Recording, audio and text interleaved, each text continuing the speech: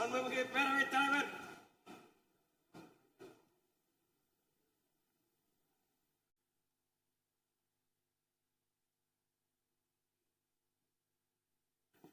இன்சொலால் ஈத்து அளிக்க வல்லார்க்கு தன் சொலால் தான் கண்டனைத்து உலகு. இனிய சொற்களுடன் தக்கவர்க்கு பொருளை உதவி காக்க வல்ல அரசருக்கு இவ்வுலகம் தன் புகழோடு தான் கருதியபடி அமைவதாகும். இரங்கற் குறிப்புகள் அமரலாம்.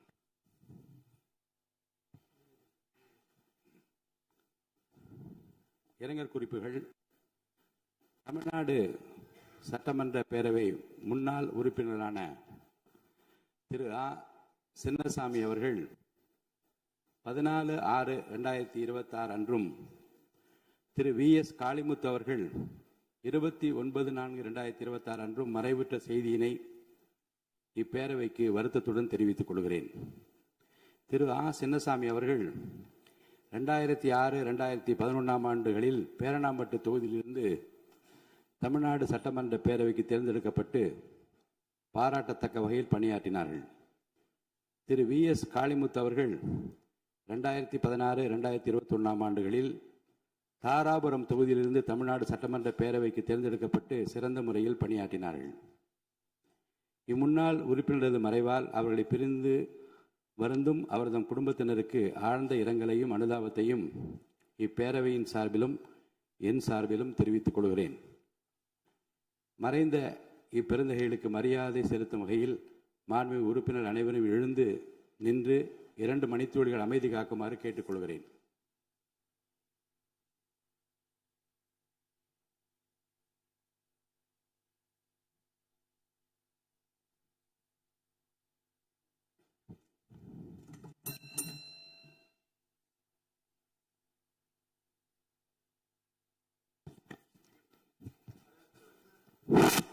ஆளுநர் பேரவைக்கு நன்றி தெரிவிக்கும் தீர்மானம்.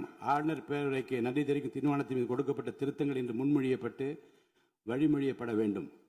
திருத்தங்களை முன்மொழிகின்ற உறுப்பினர்களுக்கு என்னுடைய அன்பான வேண்டுகோள். திருத்தங்களை முன்மொழிகின்ற உறுப்பினர்கள் நான் கொடுத்துள்ள திருத்தங்களை முன்மொழிகின்றேன் என்று சொன்னால் மட்டும் போதுமானது. கொடுத்துள்ள திருத்தங்கள் அவை நடவடிக்கை குறிப்பில் பதிவு செய்து கொள்ளப்படும். அதற்கு பிறகு முன்மொழிகின்ற உறுப்பினர்களுக்கு அருகில் அமர்ந்துள்ள உறுப்பினர் நான் அதை வழிமொழிகின்றேன் என்று சொன்னால் மட்டும் போதும். இந்த முறையை பின்பற்றும்படி நான் கேட்டுக்கொள்கிறேன். திருத்தங்கள் கொடுத்துள்ள உறுப்பினர் பெயரை நான் வரிசையாக படிக்கின்றேன். மாண்பு உறுப்பினர் திரு இரா ஜெயராமகிருஷ்ணன் அவர்கள்.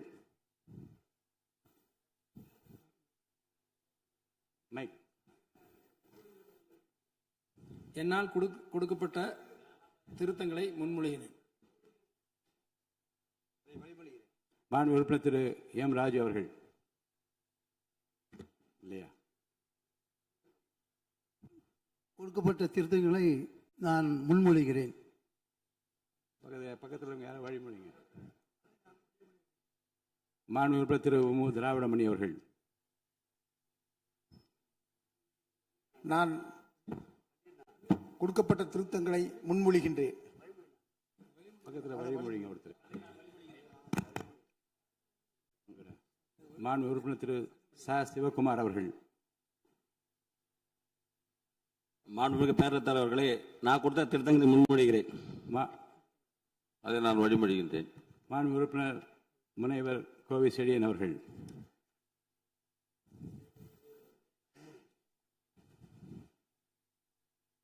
அதை நான் வழிமொழிகிறேன். மாண்பு உறுப்பினர் திரு பி.கே. சேகர் பாபு அவர்கள். தலைவர் அவர்களே, நான் கொடுத்த திருத்தங்களை முன்மொழிகிறேன். நான் வழிமொழிகிறேன். மாண்பு உறுப்பினர் திரு சிவஸ் வி. மெய்யநாதன் அவர்கள். மாண்புமிகு பேரவைத் தலைவர் அவர்களே, நான் கொடுத்த திருத்தங்களை முன்மொழிகின்றேன். அதை நான் வழிமொழிகிறேன். மாண்பு உறுப்பினர் திரு க. வைத்திலிங்கம் அவர்கள். பேரவைத் தலைவர் அவர்களுக்கு வணக்கம். நான் கொடுத்த திருத்தங்களை முன்மொழிகின்றேன். மாண்பு உறுப்பினர் முனைவர் ஆ. கணேஷ்குமார் அவர்கள். நான் வழிமொழிகிறேன். மாண்புமிகு பேரவைத் தலைவர் அவர்களே, நான் கவர்னர் உரையின் மீது கொடுத்த திருத்தங்களை முன்மொழிகிறேன். அது நான் வழிமொழிகிறேன். மாண்பு உறுப்பினர் திரு காதர் பாஷா முத்துராமலிங்கம் அவர்கள். மாண்புமிகு பேரவைத் தலைவர் அவர்களே, நான் கொடுக்கப்பட்ட தீர்மானங்களை முன்மொழிகிறேன். மாண்புமிகு உறுப்பினர் திரு அதை நான் வழிமொழிகிறேன். மாண்புமிகு உறுப்பினர் திரு தங்கம் தென்னரசு அவர்கள். பேரவைத் தலைவர்களே, நான் கொடுத்திருக்கக்கூடிய திருத்தங்களை நான் முன்மொழிகிறேன். மாண்புமிகு பேரவைத் தலைவர் அவர்களே, உறுப்பினர் அவர்கள் முன்மொழிந்ததை நான் வழிமொழிகிறேன். மாண்புமிகு உறுப்பினர் திரு மு தமிமுன் அன்சாரி அவர்கள் அவர் இருக்கையில் இல்லை. மாண்புமிகு உறுப்பினர் திரு க கருணாநிதி அவர்கள். முன்மொழிகிறேன். நான் அதை வழிமொழிகிறேன். மாண்புமிகு உறுப்பினர் திரு க கார்த்திகேயன் அவர்கள். அதை நான் முன்மொழிகிறேன். அதை நான் வழிமொழிகிறேன். மாண்புமிகு உறுப்பினர் திரு க அண்ணாதுரை அவர்கள். மாண்புமிகு பேரவைத் தலைவர் அவர்களே, திருத்தங்களை முன்மொழிகிறேன். நான் அதை வழிமொழிகிறேன். மாண்புமிகு உறுப்பினர் திரு த சாமிநாதன் அவர்கள். பேரவைத் தலைவர் அவர்களே, நான் கொடுத்த திருத்தங்களை முன்மொழிகிறேன். நான் அதை வழிமொழிகின்றேன். மாண்புமிகு உறுப்பினர் திரு சி வே கணேசன் அவர்கள். மாண்புமிகு பேரவைத் தலைவர் அவர்களே, நான் கொடுத்த திருத்தங்களை முன்மொழிகிறேன். அதை நான் வழிமொழிகின்றேன். மாண்புமிகு உறுப்பினர் திரு ஜி ஆர் வசந்தவேல் அவர்கள். அவர்களே, நான் கொடுத்த திருத்தங்களை முன்மொழிகின்றேன். அதை நான் வழிமொழிகிறேன். மாண்புமிகு உறுப்பினர் திரு அர சக்கரபாணி அவர்கள் இருக்கையில் இல்லை. மாண்புமிகு உறுப்பினர் திரு துரை சந்திரசேகரன் அவர்கள்.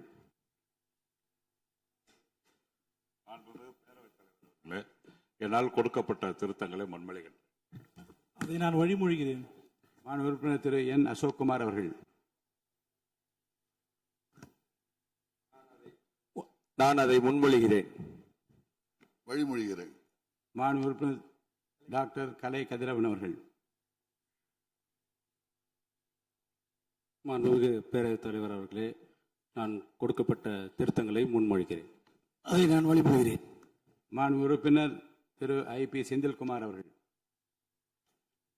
மாண்புமிகு பேரவைத் தலைவர் அவர்களே, என்னால் கொடுக்கப்பட்ட திருத்தங்களை நான் முன்மொழிகின்றேன். மாண்புமிகு பேரவைத் தலைவர்களே, வணக்கம். அதை நான் வழிமொழிகிறேன். மாண்புமிகு உறுப்பினர் திரு ஏவா வேலு அவர்கள். மாண்புமிகு பேரவைத் தலைவர்களே, என்னால் கொடுக்கப்பட்ட திருத்தத்தை நான் முன்மொழிகிறேன். பேரவைத் தலைவர்களே, அதை வழிமொழிகிறேன். மாண்புமிகு உறுப்பினர் திரு மு அப்துல் வஹாப் அவர்கள். மாண்புமிகு பேரவைத் தலைவர் அவர்களே, என்னால் கொடுக்கப்பட்ட தீர்மானங்களை முன்மொழிகின்றேன். அதை நான் வழிமொழிகிறேன். மாண்புமிகு உறுப்பினர் முனைவர் எம் எச் ஜவஹர்லா அவர்கள். மாண்புமிகு பேரவைத் தலைவர் அவர்களே, மேதகு ஆளுநரின் உரைக்கு நான் கொடுத்த 21 திருத்தங்களை முன்மொழிகிறேன். மாண்புமிகு பேரவைத் தலைவர் அவர்களே, மாண்புமிகு உறுப்பினர் முன்மொழிந்ததை நான் வழிமொழிகிறேன். மாண்புமிகு உறுப்பினர் திரு ஆ குட்டி என்கிற சுதாகர் அவர்கள். பேரவைத் தலைவர் அவர்களே, நான் கொடுத்த தீர்மானத்தை முன்மொழிகிறேன். அதை நான் வழிமொழிகிறேன். மாண்புமிகு உறுப்பினர் திரு அக்ரி எஸ் எஸ் கிருஷ்ணமூர்த்தி அவர்கள். மாண்புமிகு பேரவைத் தலைவர் அவர்களே, மேதகு ஆளுநர் உரையின் மீது நான் கொடுத்துள்ள திருத்தங்களை முன்மொழிகின்றேன். மாண்புமிகு பேரவைத் தலைவர் அவர்களே, அதை வழிமொழிகிறேன். ஆளுநர் பேருரைக்கு நன்றி தெரிவிக்கும் தீர்மானத்தின் மீதான விவாதத்திற்கு பதிலுரை மாண்புமிகு முதலமைச்சர் அவர்கள்.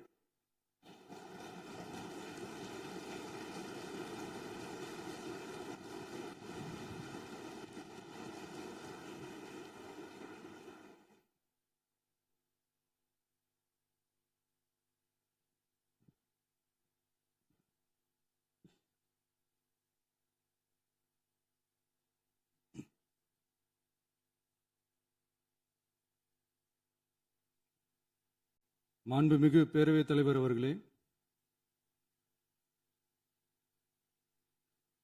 மாபெரும் தலைவர்கள் வழிநடத்திய மாண்பும் மாபெரும் வரலாற்று சிறப்பு கொண்ட இந்த சட்டமன்ற பேரவையின் 17வது சட்டமன்ற பேரவைக்கு நம்மையும் நம்ம தமிழக வெற்றிக் கழகத்தை சார்ந்த சட்டமன்ற உறுப்பினர்களையும் தேர்ந்தெடுத்து அனுப்பின நிரந்தரமாக என் நெஞ்சில் குடியிருக்கும் தாயன்புமிக்க தமிழக மக்கள் அனைவருக்கும் என்னுடைய மனப்பூர்வமான நன்றிகள். 17வது சட்டமன்ற கூட்டத்தொடரின் முதல் ஆளுநர் உரையின் மீதான நன்றி தெரிவிக்கும் தீர்மானத்திற்கு பதிலுரை வழங்க வாய்ப்பளித்த மாண்புமிகு பேரவைத் தலைவருக்கு நம் வணக்கத்தை தெரிவித்துக் கொள்கிறோம்.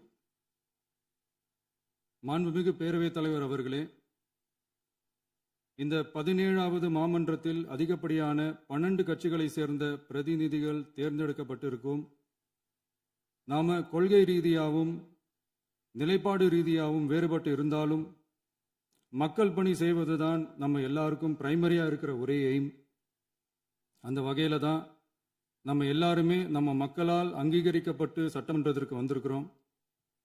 அதனால நாம கருத்தால் வேறுபட்டாலும் மக்கள் சேவை என்ற நோக்கத்தில் நம்ம மாநிலம் சார்ந்த விஷயங்கள்ல நாம எல்லாரும் ஒன்றிணைந்து பயணிச்சா நம்ம தமிழ்நாடு என்னைக்கும் எதிலையும் முதன்மை மாநிலமாக திகழும். ஆளுநர் உரைக்கு நன்றி தெரிவிக்கும் தீர்மானத்தில் பேசின மாண்புமிகு உறுப்பினர்களுக்கு நன்றி. எதிர்த்து பேசினாதான் எதிர்கட்சின்னு ப்ரூவ் பண்ண முடியும்னு நினைச்சுக்கிட்டு பேசின எதிர்கட்சியை சேர்ந்த எதிர்கட்சி தலைவர் உள்ளிட்ட மாண்புமிகு உறுப்பினர்களுக்கும் வணக்கமும் நன்றியும். பதிலுரை வழங்குற அதே நேரத்தில் நம்மளை சட்டமன்ற உறுப்பினராக தேர்ந்தெடுத்த பெரம்பூர் தொகுதி மக்களுக்கு நம்மளோட நெஞ்சார்ந்த நன்றிகள். அதே மாதிரி ராஜினாமா பண்ணிட்டாலும் நம்மளை தேர்ந்தெடுத்த திருச்சி கிழக்கு மக்களுக்கும் இந்த மன்றத்தில் நம்மளோட நன்றியை பதிவு செய்கிறோம். அப்புறம் நம்மளோட அரசியல் பயணத்தை பற்றியும் கொஞ்சம் பதிவு செய்ய விரும்புகிறோம். நாம் ஏதோ ஷூட்டிங்லேருந்து நேராக வந்து சிஎம் ஆன மாதிரியே சில பேர் ஒரு இமேஜ் கிரியேட் பண்ணுறாங்க. அவங்களுக்கு அவங்க ஆசைப்படுற லாங்குவேஜ்லேயே சொல்கிறோம், அது வெறும் ரீல் தான், ரியல் கிடையாது. ஒரு சாதாரண நடிகனாக தான் நம்ம கெரியர் தொடங்குச்சு. அப்புறம் அப்படியே சின்சியராக உழைச்சி மேலே வந்தோம். நம்ம கெரியரில் நாம் மேலே வந்ததுக்கு இந்த விஜய் ஒருத்தன் மட்டுமே காரணம் இல்லை, அவனோட உழைப்பு மட்டுமே காரணம் இல்லை. இந்த விஜயோட உழைப்புக்கும் உயர்வுக்கும் பின்னாடி இருக்கிற ஒட்டுமொத்த தமிழ்நாட்டு மக்களோட அன்பும் அரவணைப்பும் தான் காரணம். ஒவ்வொரு வீட்டில் இருக்க ஒவ்வொருத்தரும் நம்மளை அவங்க வீட்டில் ஒருத்தனா ஏற்றுக்கிட்டது தான் நமக்கு கடவுளும் மக்களும் தந்த மிகப்பெரிய வரம். அதுக்காகவே கடவுளுக்கு சமமான நம்மளோட சொந்தங்களான தமிழக மக்கள் அனைவருக்கும் மீண்டும் மீண்டும் நன்றி. இப்படி நம்மளை தாயன்போடு அள்ளி அரவணைச்ச தமிழ்நாட்டு மக்களுக்கு நாம் எப்படியெல்லாம் துணையாக இருந்தோம், எப்படியெல்லாம் மக்களோட மக்களா இருந்தோம்னு சொல்றேன். 1990ஸ்லயே ரசிகர் மன்றமாக இருந்தப்பவே மக்களுக்கு துணையா நிற்க ஆரம்பிச்சோம். அதுக்கப்புறம் நற்படி மன்றமாகவும் அதுக்கப்புறம் விஜய் மக்கள் இயக்கமாகவும் மாறி மக்களோட மக்களா நின்றுகிட்டு இருந்தோம். 2008 ஈழத் தமிழருக்கு ஆதரவா உண்ணாவிரதம் போராட்டம் செஞ்சோம். போர் முடிவுக்கு வரணும், நம்ம தொப்புள் கூடிய உறவுகளான ஈழத் தமிழர்களுக்கு பாதுகாப்பான நிம்மதியான ஒரு வாழ்வு கிடைக்கணும்னு அன்னைக்கே கோரிக்கை வச்சோம். 2009 ஆரம்பிச்ச விஜய் மக்கள் இயக்கம் வழியா நம்மளோட மக்கள் நல பணிகளை எக்ஸ்டெண்ட் அண்ட் எக்ஸ்பேண்ட் பண்ணிக்கிட்டே வந்தோம். கல்விக்கு துணையா இருந்தோம், சோஷியல் சர்வீஸ் செஞ்சோம், வெள்ள நிவாரணத்தில் துணையா இருந்தோம், கொரோனா காலத்தில் மக்களுக்கு தோள் கொடுத்தோம். விலையில்லா விருந்தகம், குருதியகம், முட்டைப்பால் ரொட்டி திட்டம், விழியகம், பயிலகம், நூலகம், இப்படி பல வழியில மக்களுக்கு துணையா இருந்தோம். அப்புறம் நம்மளோட திரைப்படங்கள்ல நம்மளால முடிஞ்ச வரைக்கும் ஊழல் எதிர்ப்பை சொன்னோம், சமூக நீதியை சொன்னோம், கல்வியை பத்தி சொன்னோம், அரசியலை பத்தி சொன்னோம். அரசியலை பத்தி பேசுனதுனால நம்ம படங்கள் சந்திச்ச இது வரைக்கும் சந்திக்கிற பிரச்சனையை பத்தி எல்லாருக்குமே தெரிஞ்சதுதான். இது மட்டும் இல்லாம 2011 நாகப்பட்டினத்தில் மீனவர் பிரச்சனைகளுக்கு ஆதரவா ஒரு பெரிய பொதுக்கூட்டம் நடத்தினோம். மீனவர்கள் மீதான தாக்குதலை கண்டிச்சு பேசி அதில் நம்மளோட எதிர்ப்பை பதிவு செஞ்சோம். 2017 ஜல்லிக்கட்டு போராட்டத்தில் தமிழர் பண்பாட்டு உரிமைக்கான நம்மளோட ஆதரவை தெரிவித்தோம். 2018 ஸ்டெர்லைட் போராட்டம், துப்பாக்கி சூட்டில் பாதிக்கப்பட்ட நம்ம சொந்தங்களை நேரில் சந்திச்சு ஆறுதல் சொன்னோம். 2021 உள்ளாட்சி தேர்தலில் விஜய் மக்கள் இயக்க வேட்பாளர்கள் போட்டியிட்டு ஜெயிச்சாங்க. கல்வி விருது விழா நடத்தி சிறந்த மதிப்பெண் பெற்ற மாணவ மாணவிகளுக்கு ஊக்கத்தொகையும் பரிசும் கொடுத்தோம். 2024 தமிழக வெற்றி கழகத்தை ஆரம்பிச்ச உடனேயே CAA-வை எதிர்த்து அறிக்கை விட்டோம். அரசியல் கட்சி ஆரம்பிச்சு விழுப்புரம் மாவட்டத்தில் விக்கிரவாண்டியில் நம்மளோட முதல் மாநில மாநாட்டிய வெற்றி கொள்கை திருவிழாவை நடத்தினோம். தந்தை பெரியார், பெருந்தலைவர் காமராஜர், அண்ணல் அம்பேத்கர், வீரமங்கை வேலுநாச்சியார், மக்கள் சேவகர் அஞ்சலை அம்மாள்னு நம்மளோட 5 கொள்கை தலைவர்கள் அறிவிச்சோம். இந்தியாவிலே 2 பெண் ஆளுமைகளை கொள்கை தலைவர்கள் அறிவிச்ச ஒரே கட்சி நம்ம டிவிக்கு மட்டும்தான் என்ற பெருமையோடு அறிவிச்சோம். பெரியார் சொன்ன மாதிரியே அவர் சொன்னதுல நமக்கு ஏற்புடையதை மட்டும் எடுத்துக்கிட்டோம். அவரோட கடவுள் மறுப்பு கொள்கையில நமக்கு உடன்பாடு இல்லைன்னு ஓப்பனா அறிவிச்சோம். நமக்கு கடவுள் நம்பிக்கை உண்டுன்னு அறிவிச்சோம். யாரோட நம்பிக்கைக்கும் நாம் எதிரானவங்க இல்லைன்னு தெளிவா அறிவிச்சோம். பெண் கல்வி, பெண்கள் முன்னேற்றம், சமூக சீர்திருத்தம், சமூக நீதி, இப்படி பெரியாரோட கருத்துக்களை நிறையவே ஏத்துக்கிட்டோம்னு அறிவிச்சோம். அண்ணல் அம்பேத்கரோட சம வாய்ப்பு, சமநீதி, சமத்துவத்தை ஃபாலோ பண்ணுவோம்னு அறிவிச்சோம். பெருந்தலைவர் காமராஜரோட மதச்சார்பின்மையை ஏத்துக்கிட்டதோட அவரோட நேர்மையான நிர்வாகத்தையே ஒரு கொள்கையா ஏத்துக்கிட்டோம்னு அறிவிச்சோம். வீரமங்கை வேலு நாச்சியாரோட மண் மீட்பையும் சமூக நல்லிணக்கத்தையும் பின்பற்றுவோம்னு அறிவிச்சோம். மக்கள் சேவகர் அஞ்சலை அம்மாளோட விடுதலை வேட்கையையும் மக்களோட வாழ்வாதாரத்துக்காக உறுதியாக நிற்கிறதையும் பின்பற்றுவோம்னு சொன்னோம். எல்லாருக்கும் எல்லாமும் கிடைக்கணும், எம் மதமும் நம் மதம்னு சொல்லி மதச்சார்பற்ற சமூக நீதி தான் நம்ம கொள்கைன்னு அறிவிச்சோம். நம்ம கொள்கை எதிரி யாரு, அரசியல் எதிரி யாருன்னு ஓப்பனா அறிவிச்சோம். எல்லாத்துக்கும் மேல பிறப்புக்கும் எல்லா உயிருக்கும்ன்றத நம்மளோட அடிப்படை அரசியல் கோட்பாட்டா அறிவிச்சுட்டு தான் அரசியலுக்கே வந்தோம். நம்ம மதுரை மாநாட்டில் நம்மளோட தேர்தல் அரசியல் மற்றும் ஆட்சி அதிகார அரசியல் வழிகாட்டியா அறிஞர் அண்ணாவையும் புரட்சி தலைவர் எம்ஜிஆரையும் ஏத்துக்கிட்டதா அறிவிச்சோம். அப்புறம் இன்னனையும் நாம இங்க பதிவு செஞ்சே ஆகணும். எல்லாரும் கட்சி ஆரம்பிச்சுட்டு தான் ஒவ்வொரு வீட்டுக்குள்ளேயும் போவாங்க. ஆனா நாம ஒவ்வொரு வீட்டுக்குள்ளேயும் போனதுக்கு அப்புறம் தான் கட்சியவே ஆரம்பிச்சிருக்கிறோம். ஒவ்வொரு வீட்டில் ஒவ்வொருத்தரும் நம்மள அவங்க பிள்ளையா, மகனா, அண்ணனா, தம்பியா ஏத்துக்கிட்டதும் இயல்பா நடந்துச்சு. தமிழ்நாட்டு மக்களோட மனசுக்குள்ள போறதுக்கு நாம பட்ட பாடு நமக்கு மட்டும்தான் தெரியும். இதெல்லாம் புரிஞ்சாலும் புரியாத மாதிரி இருக்கிறவங்க தான் நம்மள நடிகன் என்று சொல்லியும், நம்ம கட்சியை நடிகன் கட்சின்னு சொல்லியும் சில நக்கல், நையாண்டி இதெல்லாம் பேசுவாங்க. அதை பத்தி நமக்கு கவலை இல்லைன்னு வைங்க. இப்படி நம்ம அரசியல் பயணம் ரொம்ப டிரான்ஸ்பரண்டா தான் ஆரம்பிச்சிருக்கு. இந்த 2026 தேர்தலில் கூட்டணியே இல்லாமல் தனியா நின்னோம். மக்கள் நம்மளை தெளிவா புரிஞ்சுக்கிட்டதாலையும் நம்ம டிவிகே தோழர்களோட உழைப்பாலையும் நாம 35% வாக்குகளை வாங்கினோம். 1,72,00,000 வாக்குகளோட தமிழ்நாட்டிலேயே தனி பெரும் கட்சியா வந்தோம். தமிழக மக்களாலையும் நம்மளோட ஆதரவு இயக்கங்களாலையும் இதோ இன்னைக்கு இங்க நம்ம டிவிகே ஆளும் கட்சியா உட்கார்ந்துருக்கிறோம். இந்த ஆளும் கட்சியா ஆனதும் அவ்வளவு சாதாரணமாலாம் நடந்துடல. 2.25 வருஷத்துல ஆட்சிக்கு வந்துட்டீங்கன்னு ரொம்ப கிண்டலா கேலியா சிலர் பேசுறாங்க. எங்களோட இந்த 2.25 வருஷ டிராவல்ல எவ்வளவு வலியும் வேதனையும் இருக்குது.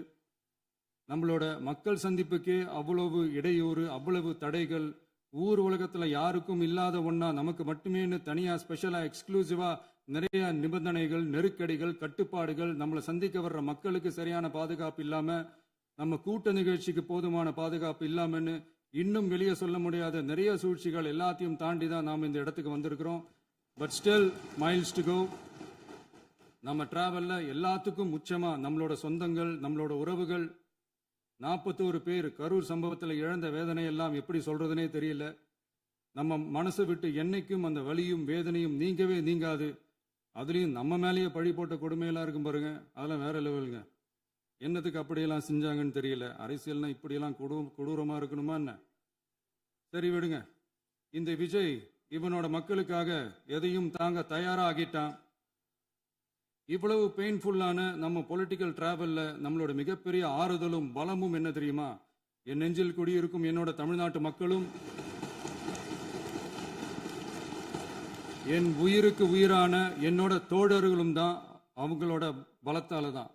அன்னைக்கு 1967 முன்னாள் முதல்வர் மாண்புமிகு அறிஞர் அண்ணா அவர்கள் தலைமையில் அமைஞ்ச சாமானியர்களோட ஆட்சி மாதிரி 1977 முன்னாள் முதல்வர் மாண்புமிகு புரட்சி தலைவர் எம்ஜிஆர் அவர்கள் தலைமையில் அமைஞ்ச மிக சாமானியர்களோட ஆட்சி மாதிரி இதோ இன்னைக்கு அதே வரிசையில 2026 சட்டமன்ற தேர்தலில் இந்த விஜயோட தோழர்கள் இடம்பெற்ற ஒரு மிக மிக சாமானியர்களின் ஆட்சி அமைஞ்சிருக்கு. வாகை சூடும் வரலாறு திரும்பி இருக்கிறது. இப்படி ஒரு தீர்ப்பை மக்கள் அளிச்சதுனால தான் தமிழக வரலாற்றில் ஒரு மகத்தான கூட்டணி ஆட்சியை நாம் அமைச்சிருக்கிறோம். இளைஞர்களால என்ன செய்ய முடியும், பெண்களால என்ன செய்ய முடியும்னு கேட்டவங்களுக்கான பதில் தான் இன்னைக்கு அமைஞ்சிருக்கிற நம்ம ஆட்சி. ஒரே ஒரு குடும்பம் மட்டும் முக்கியம்னு சொல்றது நம்மளோட ஆட்சி அதிகார அரசியல் இல்ல. தமிழ்நாட்டில் இருக்கிற ஒவ்வொரு குடும்பமும் முக்கியம்னு சொல்றது தான் நம்ம அரசியல். நம்மளோட ஆட்சி அதிகாரம் அதான் நம்மளோட மனசாட்சி உள்ள மக்களாட்சி. இந்த 2026 தேர்தலில் யாராலும் உடைக்கவே முடியாதுன்னு சொன்ன மதத்தை உடைச்சோம், சாதியை உடைச்சோம், முக்கியமா காசு கொடுத்து ஓட்டு வாங்குற ஒரு நச்சு கலாச்சாரத்தையே சுக்கு நூறா தூள் தூளா உடைச்சிருந்தோம். நாம கிளீன் கவர்னன்ஸ் அண்ட் குட் கவர்னன்ஸ்ல உறுதியா இருக்கிறோம். இப்ப மட்டும் இல்ல, எப்பவுமே இப்படிதான் இருப்போம். இதுல 100% இது உண்மைன்றதுனால தான் பாரம்பரியமான தினத்தந்தி பத்திரிகை ஊழலின் ஊற்றுக்கண் அடைக்கப்படுகிறதுன்னு 16/6/2026 அன்னைக்கு ஒரு தலையங்கமே எழுதியிருக்கு. ஒரு தவறு செய்தால், அது தெரிந்து செய்தால் அவன் தேவன் என்றாலும் விடமாட்டேன் என்று எம்ஜிஆர் அன்று பாடினார். அதை இன்று விஜய் செயலில் காட்டுகிறார்னு அந்த எடிட்டோரியல்ல எழுதியிருக்கு. இந்த நேரத்தில் தினத்தந்திக்கு நம்மளோட நன்றியை தெரிவிச்சுக்கிறோம். அரசியலுக்கு வந்து 2 வருஷம் தான் ஆகுது. உங்களுக்கு என்ன தெரியும், உங்களால என்ன முடியும்னு கேலியா கேட்டவங்களுக்கு தினத்தந்தியோட பதிலை இப்போதைக்கு போதும்னு நினைக்கிறேன். என்னென்னமோ செய்வான்னு சொல்றானே இந்த விஜய், பல வருஷமா இருக்கிற ஒரு பதவி வெறி பிடிச்ச அரசியலை உடைச்சி எப்படி செய்வான்னு நம்ம மக்களை யோசிச்சிருப்பாங்க. இதோ இப்போ நம்ம மக்களுக்கு புரிஞ்சிருக்கும். இப்பவும் சொல்றோம், இது வெறும் ஆரம்பம் தாங்க. இந்த மாபெரும் சபையிலிருந்து கேட்கிற மக்களே, நமக்கு கொஞ்சம் அவகாசம் கொடுங்க. இதுக்கு முன்னாடி, அதாவது 2017 கடைசியில இருந்து 2026 ஏப்ரல் வரைக்கும் இருந்த புண்ணியவான்கள் ஆட்சியில ஒவ்வொரு டிபார்ட்மெண்ட்லயும் போட்ட ஏராளமான ஓட்டைகளை அடைச்சிக்கிட்டே படிப்படியா மக்களுக்கு நல்லதையும் செஞ்சுக்கிட்டே வருவோம். அதனாலதான் நமக்கு எதிரா யார் யாரோ சேரவே மாட்டாங்கன்னு நினைச்சவங்க எல்லாம் ஒன்னா சேர்றாங்க. நம்ம ஆட்சிக்கு டேட்டு குறிக்கிறாங்க.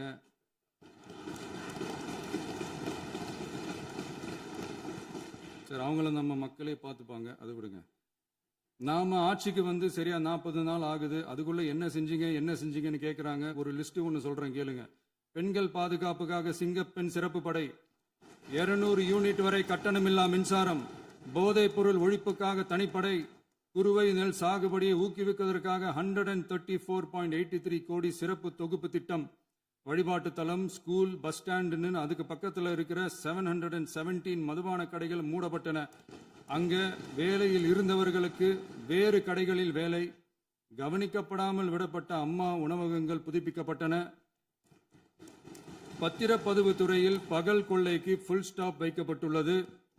வருகையில்லா ஆவண பதிவு முறை கொண்டு வர உத்தேசிக்கப்பட்ட செயல்பாட்டில் உள்ளது. அரசு மற்றும் தனியார் மருத்துவமனையில் ஸ்கேன் மையங்களில் கருவுறுவதற்கு முன் மற்றும் பின் ஏற்படும் தவறுகளை கண்காணிக்கவும், மருத்துவ நிறுவனம் முறைப்படுத்தும் சட்ட விதிகள் பின்பற்றப்படுகிறதா என கண்காணிக்கவும், மருத்துவ மற்றும் ஊரக பணிகள் இயக்கத்தின் பயன்பாட்டிற்காக 40 புதிய வாகனங்கள் வழங்கப்பட்டுள்ளது. கூட்டுறவு வங்கியின் ஏழை எளிய மக்கள் வாங்கிய கடனுக்கு முதல் முத்தாய்ப்பாக ரூபாய் 2045 கோடி தள்ளுபடி வழங்கி ஆணையிடப்பட்டுள்ளது. ஒன்றிய அரசிடம் கேட்டுக்கொண்டதற்கிணங்க கடந்த 2 வருடமாக நிறுத்தி வைக்கப்பட்ட இருந்த ஜல் ஜீவன் மிஷன் திட்டம் புதுப்பிக்கப்பட்டு ஜல் ஜீவன் மிஷன் திட்டம் 2.0 நடைமுறைக்கு கொண்டு வரப்பட்டுள்ளது. 18,500 கோடி அளவில் உறுதியளிக்கப்பட்ட காஞ்சிபுரம் மாவட்டத்தில் மைய விரிவாக்க திட்டம், கோயம்புத்தூரில் மின்னணு பொருட்கள் மற்றும் மின்னணு அமைப்புகள் உற்பத்தி திட்டம் மற்றும் திருவள்ளூர் மாவட்டத்தில் காட்டுப்பள்ளி LNT கப்பல் கட்டும் தளம் விரிவாக்க திட்டத்திற்கு ஒப்பந்தங்கள் போடப்பட்டுள்ளன. அனைத்து நிர்வாக நடவடிக்கைகளும் மின்னணு முறையில் மாற்றம் கொண்டு வர நடவடிக்கை எடுக்கப்பட்டு வருகிறது. சட்டவிரோத கல்குவாரி மற்றும் அனுமதியின்றி கனிமங்களை எடுத்துச் செல்வது தடுக்கப்பட்டுள்ளது. பல்வேறு குவாரிகள் சீல் வைக்கப்பட்டுள்ளன. கனிமங்களை கண்காணிப்பது, எல்லைகளை நிர்ணயிப்பது மற்றும் ஆளில்லா விமானம் மூலம் அளவீடு செய்வது போன்றவற்றை செயல்படுத்துவதற்கான பணிகள் மேற்கொள்ளப்பட்டு வருகின்றன. அனைத்து துறைகளிலும் அலுவலர் தலையீடு இல்லாமல் லஞ்ச லாவண்யமற்ற தமிழகத்தை உருவாக்க அனைத்து நடவடிக்கைகளும் முடுக்கிவிடப்பட்டுள்ளது. இதெல்லாம் சாம்பிள் தான், இன்னும் இருக்கு. இந்த வெறும் 40 நாளுக்குள்ளேயே இவ்வளவு செஞ்சிருக்கோம்னா இனி வர்ற நாட்கள்ல கொஞ்சம் கொஞ்சமா படிப்படியா ஸ்டெடியா உழைச்சி லஞ்சலாவணம் இல்லாத, ஊழல் இல்லாத, பெண்களுக்கு பாதுகாப்பான, சுதந்திரமான, டிரான்ஸ்பரண்டான தமிழ்நாட்டை நம்ம சொந்தங்களான தமிழக மக்களுக்கு தர்றது தான் நம்மளோட ஒன் அண்ட் ஒன்லி டார்கெட். கண்டிப்பா அதை நிறைவேற்றியே காட்டுவோம்.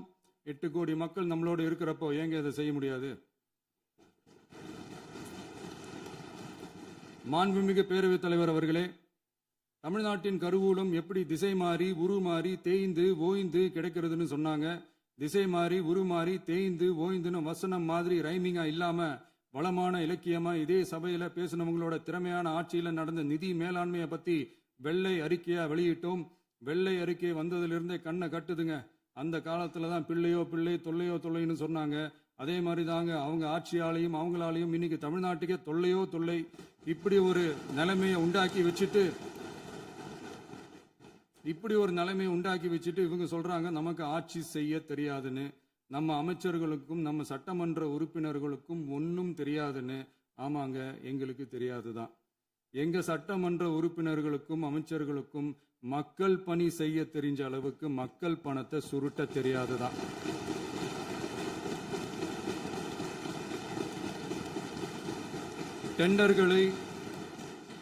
டெண்டர்களை முறைப்படுத்த தெரிஞ்ச அளவுக்கு அதோட ரேட்டை உயர்த்தி ஊழல் செய்ய தெரியாதுதான்.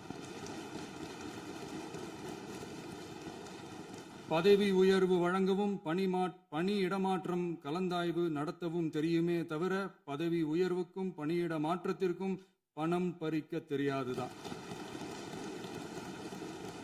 புதிய பணியிடங்கள் உருவாக்க தெரியுமே தவிர அந்த பணியிடங்களை பணத்துக்கு விற்க தெரியாதுதான்.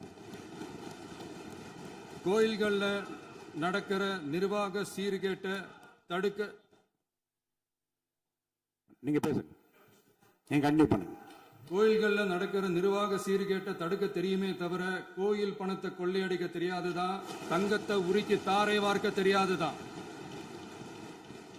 கனிம வளத்தை பாதுகாக்க தெரிஞ்ச அளவுக்கு கனிமத்தை வித்து கொள்ளையடிக்க தெரியாதுதான். அரசு வருமானத்தை அரசு கஜானாவுக்கு மாத்த தெரிஞ்ச அளவுக்கு அந்த பணத்தை தனிப்பட்ட கஜானாவுக்கு மடை மாத்த தெரியாதுதான். போதை கலாச்சாரத்தை தடுக்க தெரிஞ்சவங்களுக்கு போதை கலாச்சாரத்தை வளர்க்க தெரியாதுதான். நம்ம குடும்பத்தில் இருக்கிற பாட்டி, அம்மா, அக்கா, தங்கச்சி, குழந்தைங்களை, பெண்களை மதிக்க தெரிஞ்சவங்களுக்கு ஓசி பஸ், 1000 ரூபாய் கேஸு, இப்படியெல்லாம் பேச தெரியாதுதான். எங்க உறுப்பினர்களுக்கும் அமைச்சர்களுக்கும் மக்கள் சேவை தெரிந்த அளவிற்கு சுயநல தேவையை செஞ்சிக்க தெரியாதுதான். அதனாலதான் சொல்றோம், எங்களை பார்த்து எதுவும் தெரியாதுன்னு சொல்றவங்களுக்கு சொல்றோம், இதெல்லாம் எங்களுக்கு தெரியாதுதான். உங்களை மாதிரி முறைகேடுகளை செய்யறத நாங்க தெரிஞ்சுக்கவும் போறதில்ல, தெரிஞ்சுக்கவும் ஆசைப்படல. அத கடைசி வரைக்கும் எங்களுக்கு தெரியாமலே இருந்துட்டு போகட்டும். அதனால நாங்களும் எங்க மக்களும் வெரி வெரி ஹாப்பி தான். மாண்புமிகு பேரவைத் தலைவர் அவர்களே, எதிர்ப்பவர்கள் எதிர்க்கட்சி என்பதற்காக எங்கள் ஆட்சி மீது 1000 பழி போடலாம். ஆனாலும் தமிழக மக்களுக்கு உண்மையை உணர்த்த வேண்டியது நம்மளோட கடமை. மின்வெட்டை பொறுத்தவரை தமிழ்நாடு மின்மிகை மாநிலமாக இருந்தாலும் கடந்த காலங்களில் ஏற்பட்ட நிர்வாக குளறுபடிகளும் மின்சார சாதனங்கள் மற்றும் மின் மாற்றிகளில் ஏற்படும் பழுதாலும் வேண்டுமென்றே சிலரின் நடவடிக்கைகளாலும் இந்த மின்வெட்டிற்கு காரணமாக உள்ளது. மின் விநியோக மீட்பு நடவடிக்கைகளை ஒருங்கிணைப்பதற்காக எதிர்பாராமல் இரவு நேரங்களில் ஏற்படும் மின் தடங்களை விரைந்து சரி செய்வதில் 10 உயர்மட்ட கண்காணிப்பு குழுக்கள் மற்றும் 125 சிறப்பு மின் தடை நீக்க ரோந்து வாகனங்கள் வழங்கப்பட்டு 24 மணி நேரமும் கண்காணிக்கப்படுகிறது. கூடுதலாக தற்போது 77 புதிய மின் தடை நீக்க மையங்களும் உருவாக்கப்பட்டுள்ளன. விரைவில் இந்த மின்வெட்டு நிலைமை அறவே நீக்கப்படும். மாண்புமிகு பேரவைத் தலைவர் அவர்களே, நம்ம விவசாயிகள் எல்லாரும் நம்மளை நல்லா புரிஞ்சுக்கிட்டு தமிழக வெற்றி கழகத்தை ஏத்துக்கிட்டாலும் எதிர்கட்சிகளோட தூண்டுதலால சில இடங்கள்ல சில போராட்டங்கள் நடக்குது. எதிர்கட்சிகள் என்னதான் சித்து வேலை செஞ்சாலும் விவசாய பெருமக்கள் எல்லாரும் நம்ம ஆட்சி அவங்களுக்கான ஆட்சி தான் நல்லா புரிஞ்சுதான் வச்சிருக்கிறாங்க. இந்த வருஷம் எல் நினோ விளைவா எப்பவும் இருக்கிறத விட இந்த டைம் மழை குறையுங்கிறதையும் நம்ம விவசாயிகள் உணர்ந்துதான் இருப்பாங்க. இருந்தாலும் நம்ம அரசு நம்ம விவசாயிகளோட வாழ்வாதாரத்துக்காக பக்கபலமாகவும் உறுதியாகவும் துணை நிற்கும்ங்கிறத தெரிவிச்சுக்கிறோம்.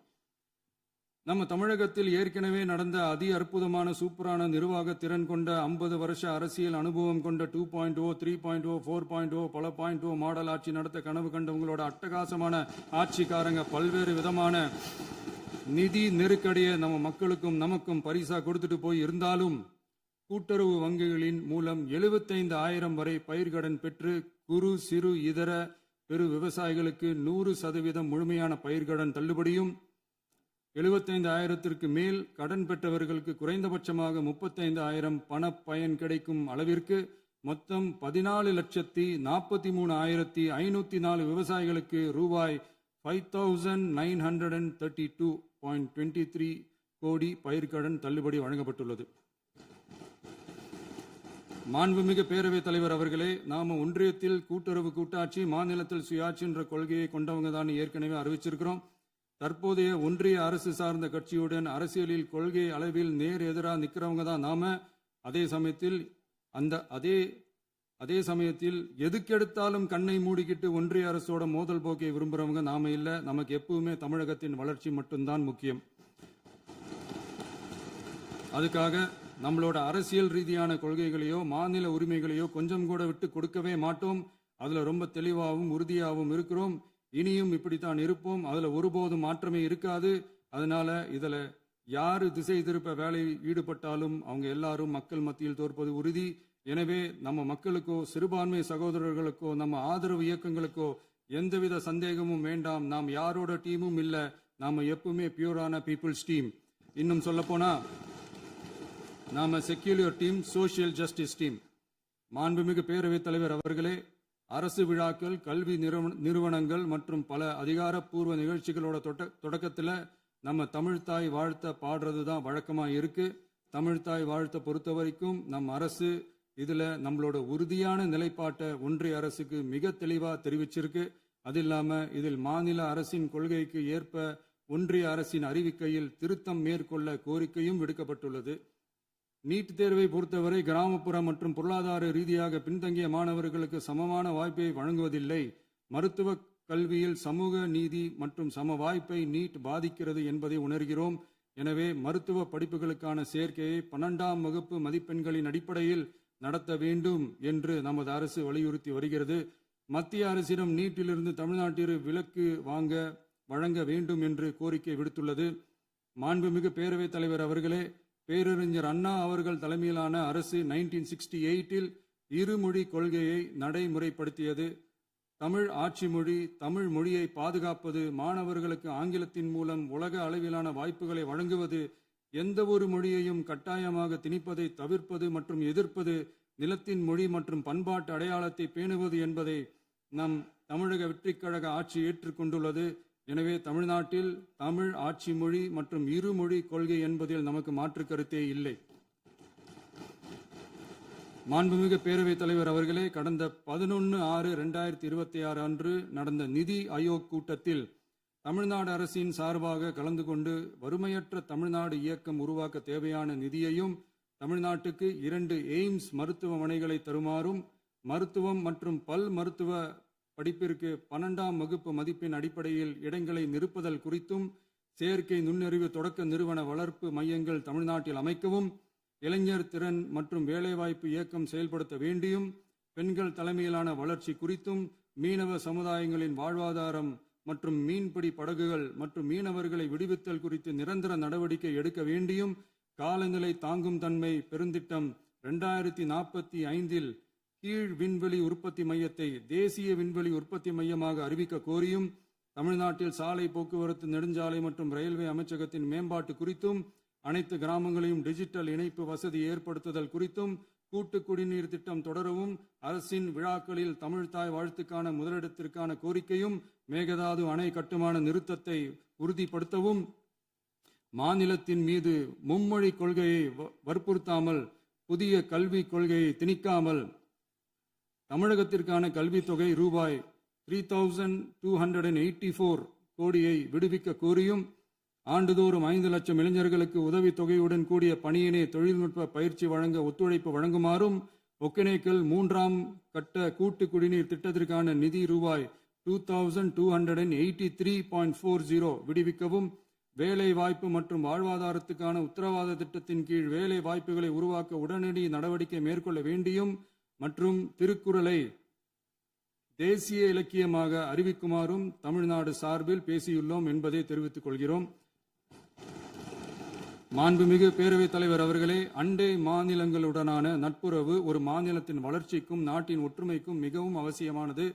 தமிழ்நாடு தனது அண்டை மாநிலங்களுடன் நதி நீர் பங்கீடு, பொருளாதாரம், கல்வி, கலாச்சாரம் மற்றும் போக்குவரத்து துறைகளில் நல்லுறவை பேணி வருகிறது. பரஸ்பர மரியாதை, ஒத்துழைப்பு மற்றும் கூட்டாட்சி தத்துவத்தின் அடிப்படையில் அண்டை மாநிலங்களுடனான நட்புறவை வலுப்படுத்தவும் நமது ஆட்சியில் காக்கப்படுகிறது. மாண்புமிகு பேரவைத் தலைவர் அவர்களே, சட்டம் ஒழுங்கை பற்றி பேச்சு வந்தது. சட்டம் ஒழுங்கு சரியாக இருக்கணும் அப்படின்றதுல எங்களுக்கு மாற்று கருத்தே கிடையாது. கண்டிப்பாக லா அண்ட் ஆர்டர் கரெக்டாக இருக்கணும், கரெக்டாக இருக்கும், இருக்க வைப்போம். அதே மாதிரி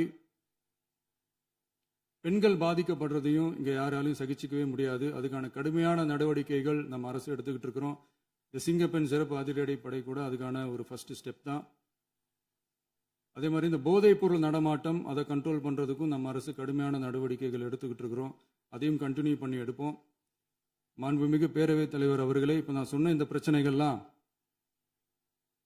இந்த 2026 போன மாதம் மே மாதம் 10ஆம் தேதி புதுசாக வந்துடல. இதெல்லாம் பல வருஷமாக இருக்கிற பிரச்சனைகள் தான், பல வருஷமாக கண்டுக்காமல் விட்ட பிரச்சனைகள் தான். இன்னைக்கு எதிர்கட்சிக்காரங்க அதை பற்றி கேட்கும் போது எனக்கு அது அக்கறையாக தெரியல, அவதூறு அரசியலாக தான் தெரியுது, பழி போடுற அரசியலாக தான் தெரியுது. இப்படி அவதூறு பழி போடுறவங்கள பார்த்து ஒன்று தான் கேட்கணும்னு தோணுது. கடந்த 9-10 மாசமா நம்ம ஸ்டேட்ல சட்டம் ஒழுங்கு டிஜிபியே இல்லை. சட்டம் ஒழுங்கு டிஜிபியை போடுங்கன்னு சொல்லி எல்லாம் ஓஞ்சி போயிட்டோம். போன ஆட்சியில் நடந்ததுக்கெல்லாம் இப்பதான் விடையே கண்டுபிடிக்கிறோம் நம்ம ஆட்சியில்.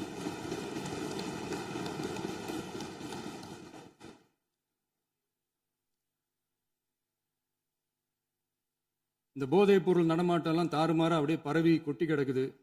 இதெல்லாம் இனிஷியல் ஸ்டேஜ்லேயே யார் கண்ட்ரோல் பண்ணியிருக்கணும்?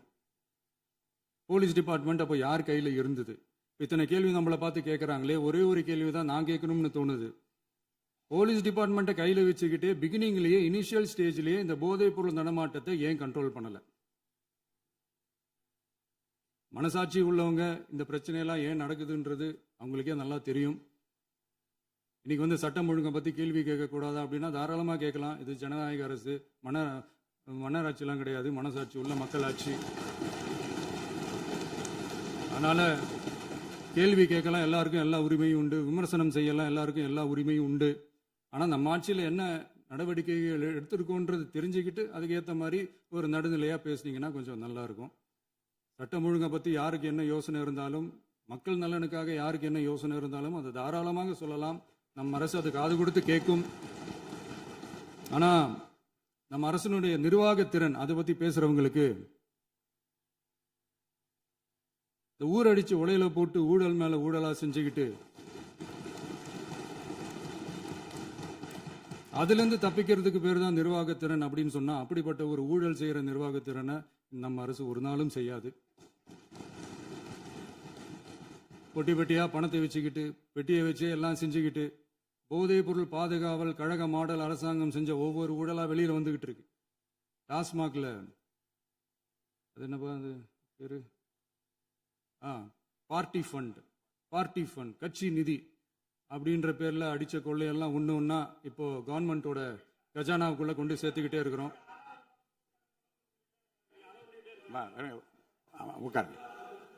மாண்புமிகு முதல்வர்கள் பதில் உரைக்கு பிறகு முதல்வர் பதிலுக்கு பிறகு நேரம் தரேன். அப்ப அவங்க பேசட்டும். அவங்கள பேச அனுமதி.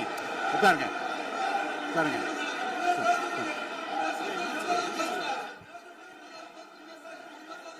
மாண்புமிகு அலோவ் பண்றேன். உட்காருங்க. மாண்பு உறுப்பினர்கள் நீங்க இங்க உட்காருங்க. அமைதியா உட்காரு. நீங்க எல்லாம் உட்காருங்க. உட்காருங்க. மாண்புமிகு நீங்க எல்லாரும் உட்காருங்க.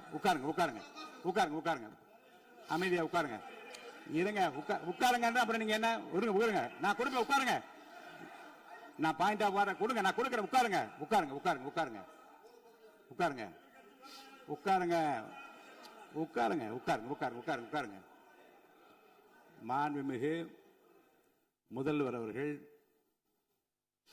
கோர்வையாக நிதானமாக சொல்லிக்கொண்டே இருக்கிறார். நீங்க குறிப்பெடுத்து வைத்துக் கொள்ளுங்கள். பேசி முடித்தவுடன் நான் உங்களுக்கு அவகாசம் தருகிறேன். நீங்க ஒண்ணு சொல்லுங்க, என்ன என்பது நீங்க சொல்லுங்க. உங்க சொல்லுகிற வாய்ப்பை நான் உங்களுக்கு தருகிறேன். இப்போது மாண்புமிகு முதலமைச்சர் உங்கள் உரையை தொடரலாம்.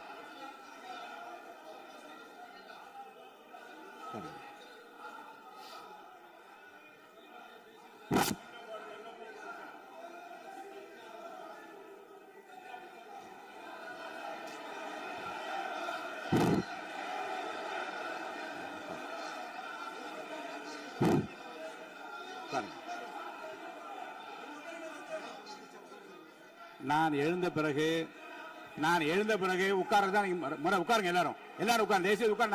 நான் அலோவ் பண்றேன். உட்காருங்க, அமைதியா உட்காருங்க. நான் அலோவ் பண்றேன். அமைதியா உட்காருங்க, உட்காருங்க. அங்க இருந்து குரல் கொடுக்காதீங்க, உட்காருங்க.